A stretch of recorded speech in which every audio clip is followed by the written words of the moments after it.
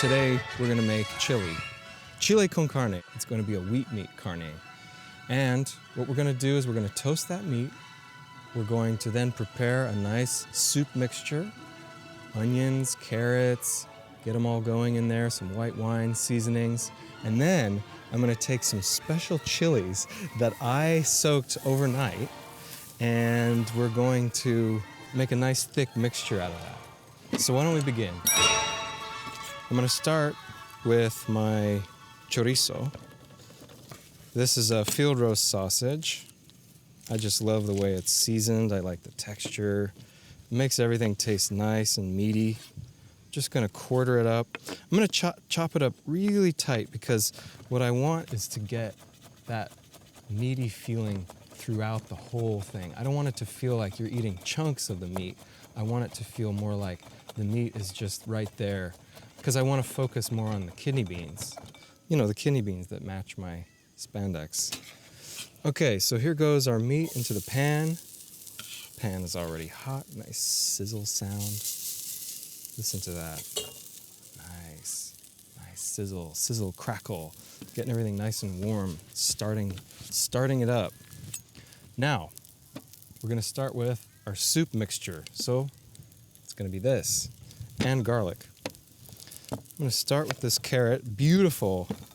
This is a beautiful heirloom carrot, special from the farmer's market, from a little small 1 acre organic farm. They make the best stuff, beautiful, beautiful carrot. So I'm gonna slice the long way, and then I'm just gonna come along with my tempo. Chop, chop, chop, chop, chop, chop, chop, chop.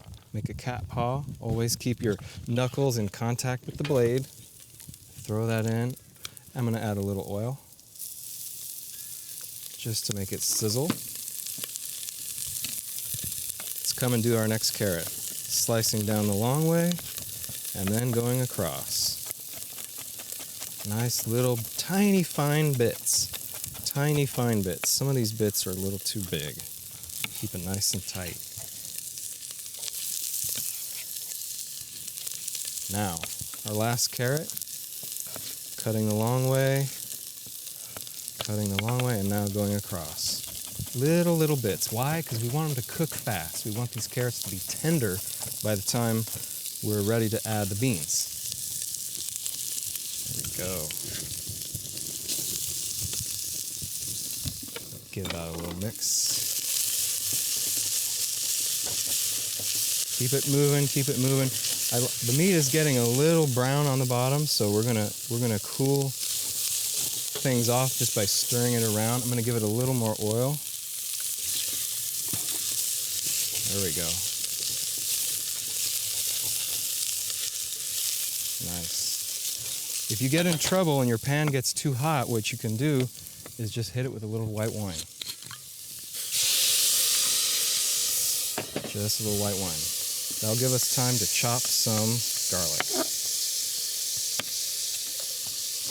Smash the garlic, break it out,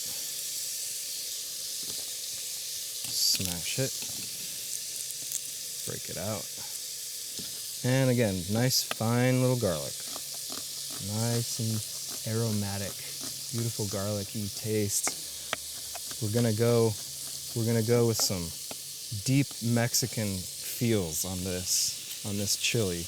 And the way we're gonna do that is with cumin and Mexican oregano, not to be confused with Italian oregano, which is more steely. The Mexican oregano has more of a dry kind of a incensey taste. It's gonna give you more of a smoky, mysterious flavor. Now we've got this heap of onion coming up. I want it to be small. I want it to cook quick. If there's any big chunks that I missed, I'll get them now. All right. Let's throw that in. Throw it in. Throw it in. So now we've got all of our soup vegetables. Carrot, the onion, got garlic. I'm gonna hit it with just a little touch of oil. One more little touch of oil. Move these around.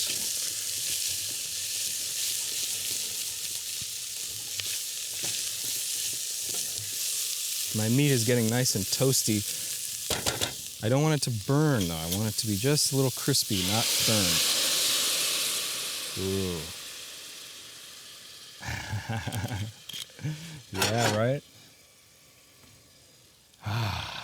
That alcohol. Let that alcohol soften things up for us. Okay, so now that we've got this going, I'm going to keep my heat a little high because I want to cook through all these vegetables. I want them to be nice and tender by the time we're ready to go. Okay. I was talking about oregano before. This is Mexican oregano. It just has this like kind of a dusty, deserty kind of a flavor. It's not so steely as the Italian kind. This kind is more woody. So what I'm gonna do, I'm gonna just crush it up in my hand. Make a nice fine bits there in my hand. Throw that in.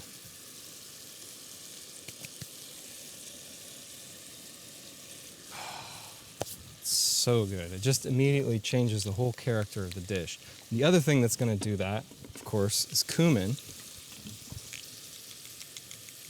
Cumin I just love. I'm going to go a little heavy on the cumin because to me that's what makes chili taste like chili, is the cumin. God, that's good. Okay. Throw that in. The combination of the two, the Mexican oregano and the cumin, it just makes the whole thing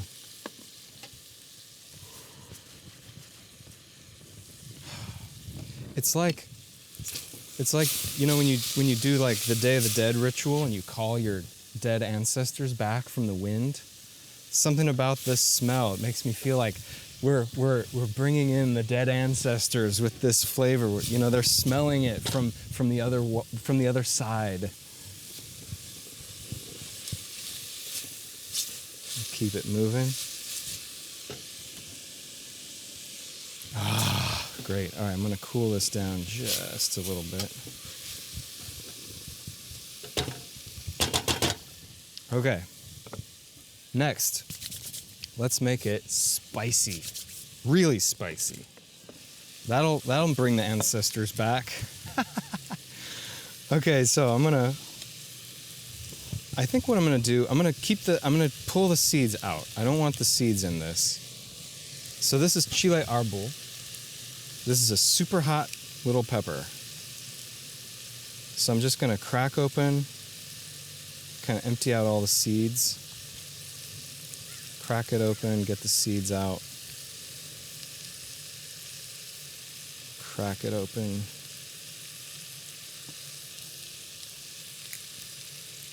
Yeah, I love the Day of the Dead. I think it's a really beautiful custom. And it's something that everybody should try once because it can really help you deal with your lost loved ones. Because it gives a different attitude toward death.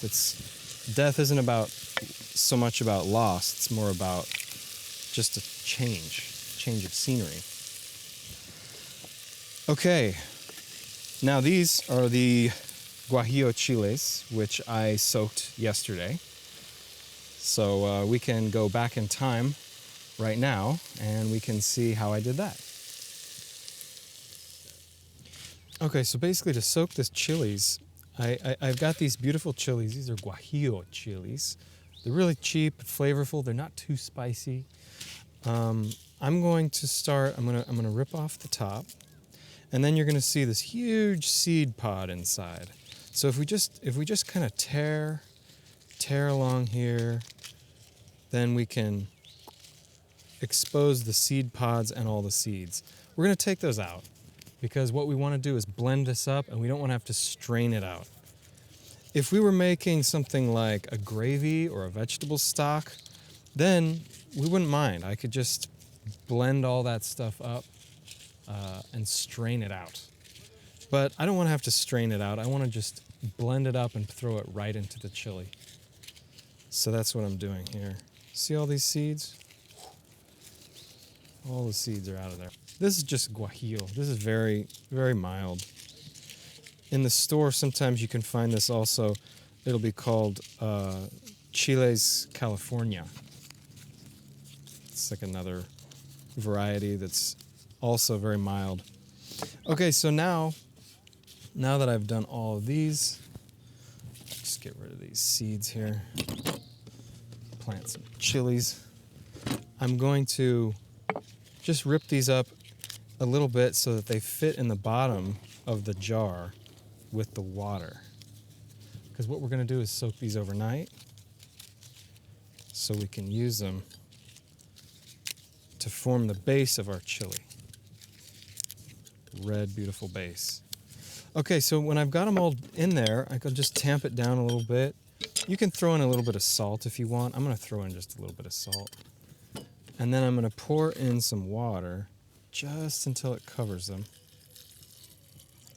Because the more water we add, the more diluted the chili paste will become. So that's just about where we want it. Pretty much submerged in the water. Now I'm going to put a lid on it and we'll save it overnight.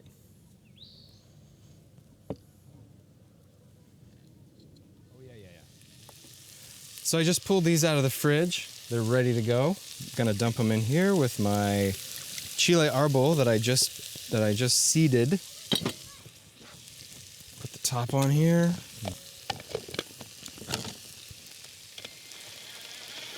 There we go.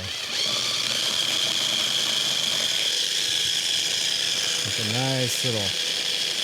nice smooth paste there.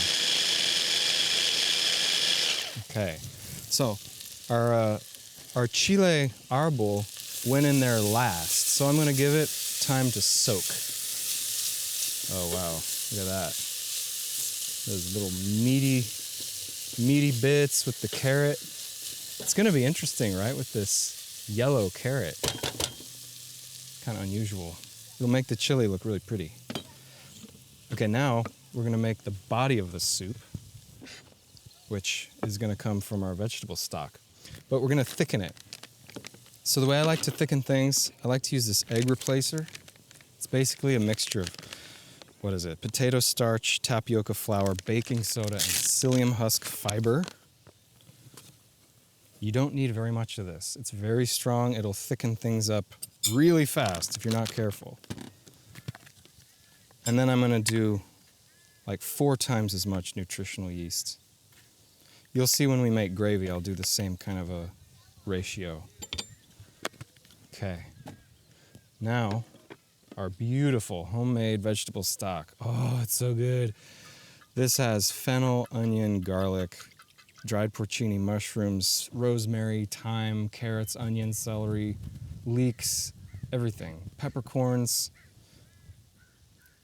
Someday I'll make a video about this and you'll see. Okay, we're gonna just pour this in and I'm gonna whisk it. You don't need all of it. We can always add more if our chili becomes too thick. So we can thin it out with this. All right, let's give this another round of mixing.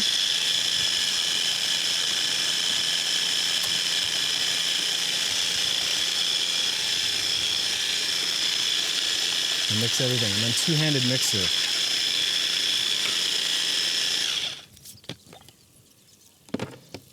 Here we go. Here comes our chili. Ooh, you know what? It could get a little more chopped. Oh, look at this color. This is gonna be some spicy chili right here. Are you excited? You are?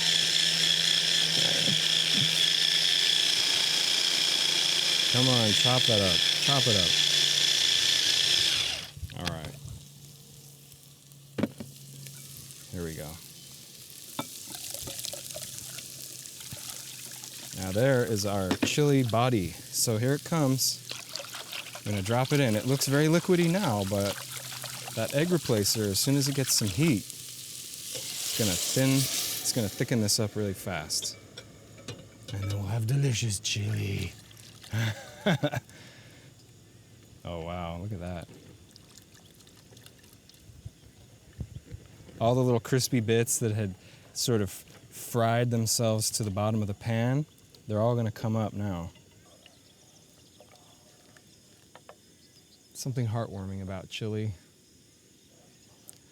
We used to have chili on baked potatoes. Sorry, that's just a memory I had. Oh God, it's gonna be really spicy and so good. Okay, while that's going, I'm gonna clean up a little bit. Put our murder, I mean, look at that. Doesn't it look like a chili murder scene right here? Boy. It's kind of beautiful. Beautiful, ghastly murder scene here. Okay, let's clean our area up just a little bit. Let this boil. If you're cooking along, this is a great time to clean things up, get ready for the final stage. Look at that. I'm like bleeding to death. No, it's nothing. I'm fine. It's fine. I'm fine, really. Stupid. Okay. We picked the perfect day to do this, too. A little kind of cold outside, something to warm us up. So I like to do this as a raw, almost like a salsa that we're going to throw in at the very end, if I can keep from eating it all. And I like to put in a little bit of sweet corn right at the end, because I like a certain amount of raw stuff in the chili. I think it tastes good with a little bit of raw. So just kind of, you know, get all the hairs off of your corn. Then I'm going to come along here with the knife and just drag it along with kernels. I'm going to find that bottom edge right about here, right where the kernels connect to the cob, and just slide, slide, slide. See how that comes off? Super easy. There we go. All right, we've got that set aside. Now let's do the tomato. I'm going to use both. I know which one is going to be better. I know which one I'm probably going to eat. We'll cut through this weird, like, other tomato that sort of morphed in there. Isn't that crazy? Look at that. It's just like it's like they all just were like, hey, let's just have a little tomato orgy here and just grow out of the one vine. There's a little moldy bit. I'm gonna cut that off. When you get heirloom tomatoes that are from a farm, not from a factory, just take a look. There might be some caterpillars inside. Just, you know, it's fine. Just cut them out. Don't eat them. Oh God, this is another really good tomato. This is gonna be a really good tomato.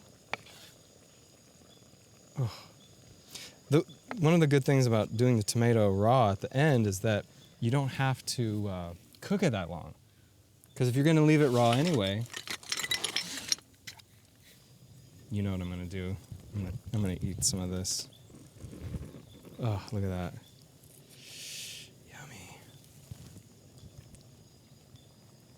Yummy. Ooh, don't you just love good tomato? All right, let's taste this one. Let's just have a little comparison, shall we?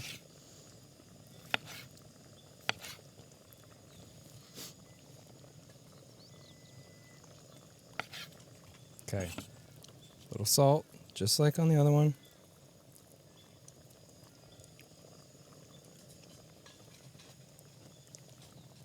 It is good.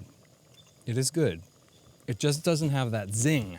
It doesn't have that tang. It doesn't have that freak factor that this one has. Always look for freak factor in your food. Oh wow, this is boiling. This is boiling up all kinds of crazy here.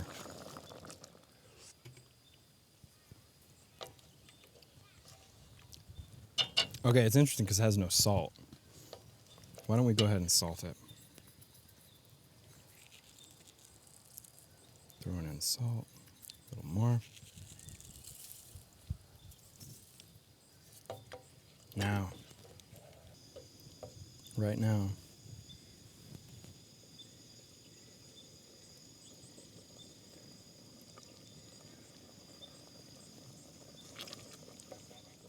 we've got to figure out what to do. One thing that's going to thicken it up is when we add the beans. So we could try that. Why don't we do that? So here go the beans. We cooked the kidney beans before we put them in. Because I think all we have right now is just a seasoning problem, where the seasonings are just not quite strong enough. I'm going to come back to cumin. Cumin first. Good old cumin.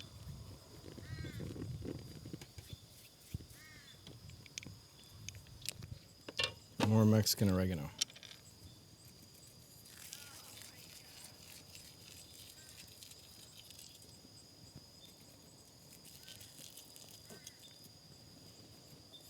That's the key. Just it wasn't seasoned strongly enough. Okay, we're still in business here. All right. With those beans in, it looks thick enough. The beans really gave it some thickness. Boy, you know, it's part of the adventure. When you think that things are screwed up, just slow down, assess, taste it. What does it need? What do you want from it? I'll tell you what else I want from it is some acid. I want some citrus. I want some raw tomato. That'll give it a lot. Okay, we just seasoned it some more. Let's see. And we added the beans. Let's see how we've done.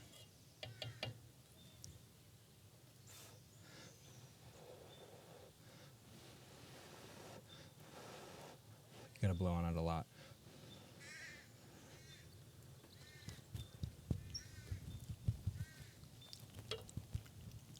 It's coming together now. I'm gonna give it some more salt. A little more salt.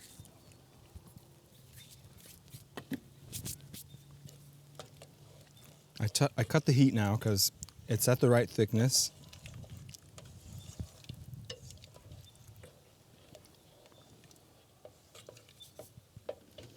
Let's see if we got enough salt yet.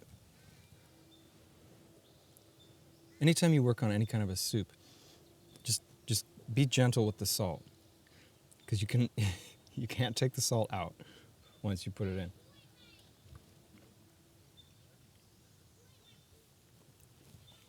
That's good.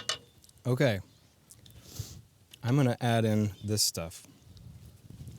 I'm gonna add our corn and our tomatoes. Look at that.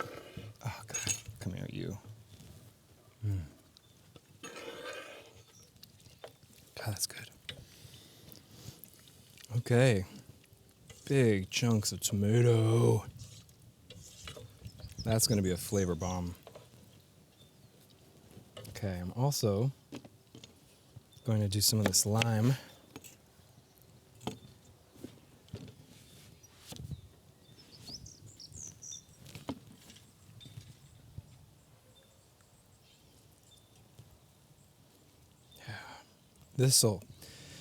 It's always amazing how, like, when you start adding citrus, that sour, how that completes everything, how it balances everything out.